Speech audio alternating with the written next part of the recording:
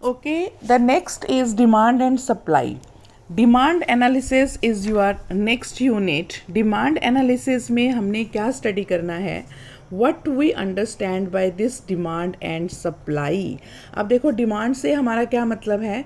Demand for a particular commodity means the quantity. सीधी सी बात है, क्वांटिटी ऑफ ए कमोडिटी जो हम we are willing to acquire at a given price. ठीक है, but demand of the commodity depends on a number of factors. कौन से फैक्टर्स हैं जिस पर डिमांड डिपेंड करती है?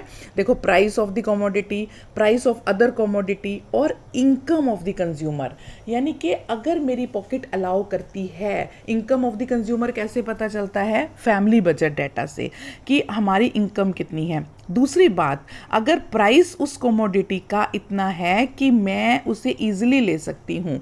जैसे आप एग्जांपल लो कि अब हम कहते हैं जी इस पे सेल लगी है, अमेज़ोन पे सेल लगी है या और किसी चीज़ पर सेल. हम क्या चीज़ देखते हैं कि ये चीज़ इतने की है और उसका प्राइस इतना है, तो आप देखो कि फटाफट वो चीज़ जो है उस साइड से निकलती है, मीन्स उसकी डिमांड बढ़ जाती है. So demand is a function of price. Means demand जो है वो डिपेंड करती है प्राइस के ऊपर. ठीक है, डिमांड प्राइस पे डिपेंड करती है, इसी तरह से सप्लाई प्राइस पे डिपेंड करती है.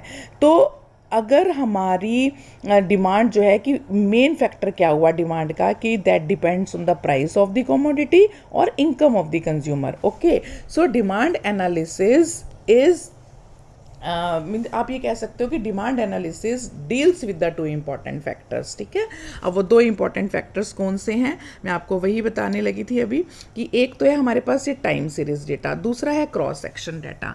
अब ये टाइम सीरीज डाटा और क्रॉस सेक्शन डाटा क्या है कि if we want to study the relationship between demand and, मैंने क्या बताया था अभी, मार्केट प्राइस, जिसके बेस पे हमारी डिमांड बढ़ती घटती है, उसको बोलते हैं time series data.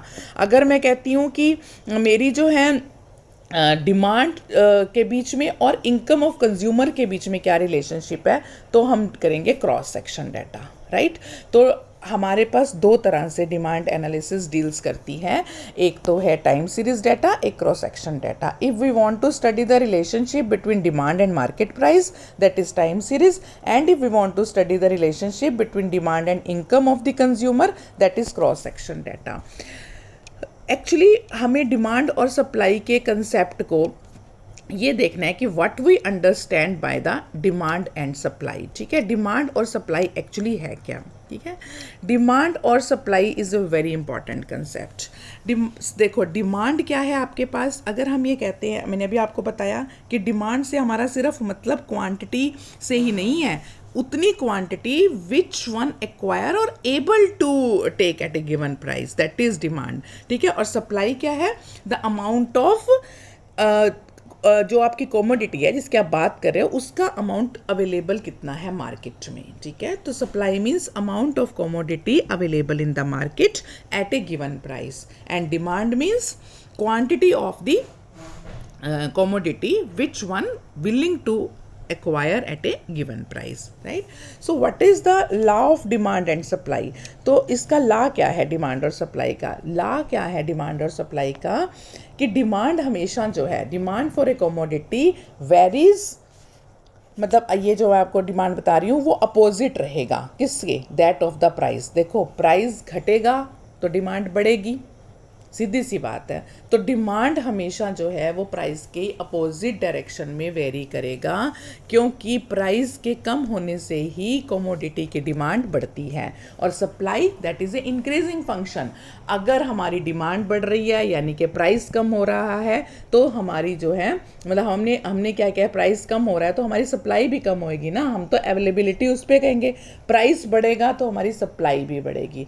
So that is in the increasing function, supply and demand is a decreasing function. तो अगर हम इसकी लॉ की बात करें, so this is the law of this. ये जो आपके पास लॉ है, ये जो यहाँ पे आप मैंने मेंशन किया है, this is a law. Law क्या है? मीन्स अगर आप इसको चलो ऐसे नहीं, आप इसको इस तरह से देखो तो ये आपके पास आएगा डिमांड. ये लॉ है आपका कि demand for a commodity varies in the direction opposite to that of the price, और supply varies in the same direction as in the price. तो आप यहाँ से इस ग्राफ से देख सकते हैं इनके डायरेक्शंस. इस ग्राफ से आप इनके डायरेक्शंस देख सकते हैं। आप ये देखो कि ये डायरेक्शन है, ये डिमांड कर्व है ना आपके पास, ये डिमांड कर्व है, ये आपके पास सप्लाई कर्व है। ठीक है, आप ये देखो डिमांड कर्व क्या है, ये आपके पास कैसे जा रहा है ग्राफ। देखो आप इस ग्राफ को कि ये डिमांड और ये प्राइस, हॉरिजॉन्टल पे प्राइस है, उस पे डिमांड है, और मैंने जो आपको कहा है कि demand is a function of price. ठीक है, D is a function of P, और ये आपके पास जो डिमांड का जो है that is a function of P. इसी तरह से supply is a function of price. तो इन दोनों का आपका जो है डिक्रीजिंग है, सप्लाई का इंक्रीजिंग है। अगर इनका आप demand curve and supply curve बनाते हो तो आप देखो ये 4.3 फिगर है इसकी, कि जब आपने ये 4.3 फिगर है इसकी जो आपने ये बनाई है। ठीक है, तो ये आपके पास जो है, इसको हटाओ, ये आपके पास जो डिमांड और सप्लाई, और ये बहुत अच्छे ग्राफ हैं। आपको अगर बताना है, बड़े अच्छे से समझाया हुआ है law of demand and supply की। आप डिमांड कर्व ये है आपके पास, ठीक है, ये डिमांड कर्व है, ये सप्लाई कर्व है, और ये डिमांड एंड सप्लाई कर्व है।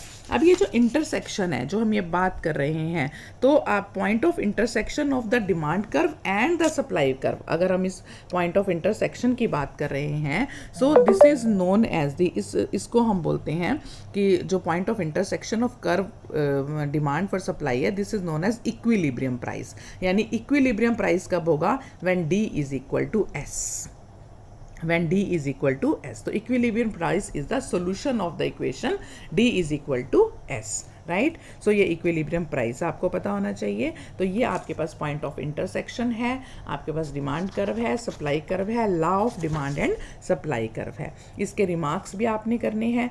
एक पॉइंट इसमें ये है कि कभी कभी क्या होता है कि देखो, अब जैसे हम कहते हैं कि थोड़ा सा हमारा जो है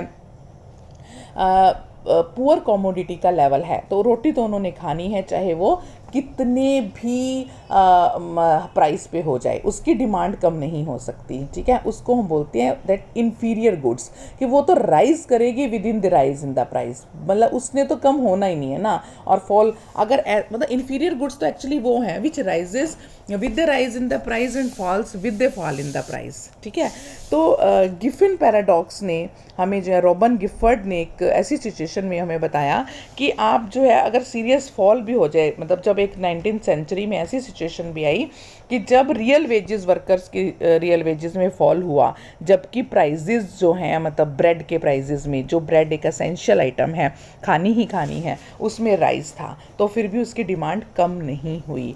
ठीक है, तो उस डिमांड को जो गिफिन पैराडॉक्स ने बताया कि उसको हमने, उस सिचुएशन को हम बोल देते हैं गिफिन्स पैराडॉक्स। ठीक है, ऐसा फिनोमिना उसको हम बोलते हैं गिफिन पैराडॉक्स, जब स्टिल जो है, जो चीज़ जितना भी प्राइस बढ़ जाए पर उस ब्रेड का प्राइस नहीं बढ़ सकता, क्योंकि वो रियल वेजेस, वो पुअर कॉमोडिटी के लिए भी एक एसेंशियल आइटम है। ठीक है, तो आपको ये पता होना चाहिए इक्विलिब्रियम प्राइस क्या है, गिफिन पैराडॉक्स क्या है, ये इसके रिमार्क्स में बड़ा क्लियरली मेंशन किया हुआ है। डिमांड एंड सप्लाई क्या है, law of demand and supply क्या है। उसके बाद ये कुछ एग्जाम्पल्स हैं जो आपने करने हैं। देखो, इन एग्जाम्पल्स में क्लियरली हमें ये बताया है कि आप फाइंड द इक्विलिब्रियम प्राइस। मैंने इक्विलिब्रियम सिचुएशन कब कही? इक्विलिब्रियम सिचुएशन मैंने आपको तभी कही कि जब हमारे पास d is equal to S होता है। d is equal to S करना है, और इसका आपके पास जो है, जो आपको इक्वेशंस दी हुई हैं, तो उससे आप इक्विलिब्रियम प्राइस भी फाइंड आउट कर सकते हो और क्वांटिटी एक्सचेंज भी फाइंड आउट कर सकते हो। ठीक है, मीन्स एस भी फाइंड आउट कर सकते हो, d भी फाइंड आउट कर सकते हैं, and you know that for equilibrium price d is equal to S, right. तो इसी तरह से आपने एग्जाम्पल 4.1, 4.2, 4.3, ये एग्जाम्पल्स इसमें मेंशन है, ये आपने इसके एग्जाम्पल्स करने हैं। इसके बाद आपको पता होना चाहिए प्राइस इलास्टिसिटी ऑफ डिमांड क्या है। देखो, price elasticity of demand is the value of the ratio of relative, means हम ये कहते हैं ना रिलेटिव चेंज। तो ये हमारे पास है कि अगर हम कहें कि relative change in the demand to the relative change in the price, that is known as the price elasticity of demand. अब रिलेटिव उसके लिए हम पार्शियल डेरिवेटिव निकालेंगे और ठीक है, और उसका जो है प्रोपोर्शनेट मीन्स प्राइस का और उसका मतलब proportional change in the demand आपके पास क्या होती है। जो मान लो आप एक्स ले रहे हो, एक्स इज ए फंक्शन, आपने एक्स क्वांटिटी डिमांडेड कर दी ना, क्योंकि डिमांड में आपने प्रोपोर्शनेट चेंज लगाना है, तो let X be the quantity demanded. अगर एक्स क्वांटिटी डिमांडेड है that is a function of P, ठीक है, तो वो कॉन्टिन्यूस फंक्शन है, तो उसमें जो इंक्रीमेंट आएगी वो डेल्टा एक्स आएगी। प्राइस अगर पी है तो उसमें जो इंक्रीमेंट आएगी वो डेल्टा पी आएगी। तो ये उसका फार्मूला है। उसको हमने ये कहा कि जो रिलेटिव डिमांड ओवर प्राइस है, मीन्स जो इलास्टिसिटी ऑफ डिमांड है, उसको हम डिनोट कर रहे हैं ईटा पी से, और इस ईटा पी का ये फार्मूला है। और इसी से हमारी इंटरप्रिटेशन निकलती है कि अगर if this eta P is greater than 1 तो it is demand is said to be elastic, if it is less than 1 it is inelastic, if it is equal to 1 so it is elasticity is there. ठीक है, तो आप उसको कहोगे ये जो आपके पास आए हैं इलास्टिसिटी इज़ देयर। ठीक है, तो ये आपके पास तीन आपके पास होते हैं कि ग्रेटर देन 1 है तो डिमांड इलास्टिक है, लेस देन 1 है तो डिमांड इन इलास्टिक है, इक्वल टू 1 है तो डिमांड में इलास्टिसिटी है। ठीक है, तो ये आपने इसके एग्जाम्पल करने हैं और इसके बाद में जो रिमार्क्स दिए हुए हैं वो आपने करने हैं। ठीक है, और एग्जाम्पल्स 4.5, 6, 7, 8 ये इंपॉर्टेंट एग्जाम्पल्स हैं जो आपने ज़रूर करने हैं। ठीक है, उसके बाद हमारे पास इसी तरह से है कि प्राइस इलास्टिसिटी ऑफ डिमांड की बात कर रहे थे ना अभी हम। ये देखो, ये जो मैंने अभी आपको बताया है this is price elasticity of demand. इसी तरह से हम कहते हैं कि प्राइस इलास्टिसिटी ऑफ सप्लाई। ठीक है, प्राइस इलास्टिसिटी ऑफ, ये तो एग्जाम्पल जो मैंने कहा है आपको 5, 6, 7, 8। फिर आपके पास है प्राइस इलास्टिसिटी ऑफ सप्लाई। अब प्राइस इलास्टिसिटी ऑफ सप्लाई क्या है, देखो प्राइस इलास्टिसिटी ऑफ सप्लाई क्या, वही। ठीक है, इसको आपने जो है इस सिंबल से डिफरेंट सिंबल्स इसके लिए लिए हुए हैं। जो एप्सिलॉन का सिंबल यहाँ पे लिया हुआ है, इस सिंबल को आपने कहा है कि ये रिलेटिव चेंज इन सप्लाई है, demand divide by the relative change in price. ठीक है, तो अब इसका भी आपको अगर आपने एस को अपने सप्लाई से डिनोट किया हुआ है तो डेल्टा एस उसमें रिलेटिव चेंज है, प्राइस में अगर पी से है तो डेल्टा पी रिलेटिव पी है, और उसी तरह से इसका आपने सिंबल से इसकी वैल्यू निकाल लेनी है। This is price elasticity of supply and price elasticity of demand. ठीक है, इसका भी एग्जाम्पल आपने 2 एग्जाम्पल ज़रूर कर लेने हैं। ये 9 और 10 एग्जाम्पल इसके इंपॉर्टेंट एग्जाम्पल्स हैं, ये वाले एग्जाम्पल्स 9 और 10। सिंपल आपने डेरिवेटिव निकालना है उसका। ठीक है, डेरिवेटिव निकाल के उनकी रेशियो फाइंड आउट कर देनी है, और इंटरप्रिटेशंस उनकी बताई ही है आपको कि अगर ग्रेटर देन 1 है, लेस देन 1 है या इक्वल टू 1 है। इसी तरह से supply price elasticity of supply की इंटरप्रिटेशन भी बताई हुई हैं। तो यहाँ तक आपने डिमांड एंड सप्लाई का करना है, जिसमें कि मैंने आपको बताया what is demand, what is supply, what is the law of demand and supply, that is important, and at what stage it is equilibrium price, what is Giffen paradox। 1 to 10 पहले 10 example इसके important हैं जो मैंने अभी यहाँ तक बताए हैं। एग्जाम्पल करोगे तभी आपको क्लियर होगा कंसेप्ट भी। उसके बाद price elasticity of demand and price elasticity of supply. ठीक है, ये आपने करने हैं और ये 10 एग्जाम्पल आपने करने हैं, यहाँ तक आपने इस करना है। उसके बाद हम आगे करेंगे, हमारा जो है पार्शियल और क्रॉस इलास्टिसिटी ऑफ डिमांड क्या है वो हम इसका बाद में करेंगे। ठीक है।